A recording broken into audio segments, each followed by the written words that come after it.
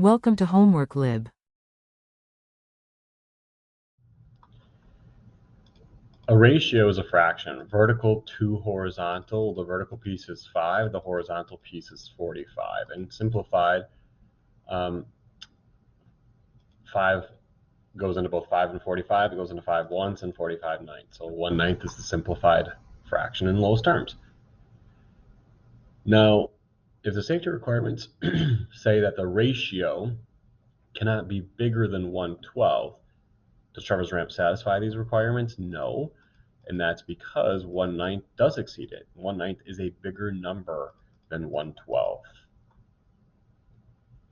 And to calculate the incline, we'll call it x degrees, and it was 5 and 45. You probably learned something about SOHCAHTOA. And in particular, we can use tangent because from this angle, 5 is the opposite and 45 is the adjacent, and OA is tangent. So we can write an equation that says the tangent of the angle x is equal to the opposite over the adjacent. And then to solve for x, you take what's called the inverse tangent of that fraction. Make sure your calculator is in degree mode, and you'll get about 6.3 degrees.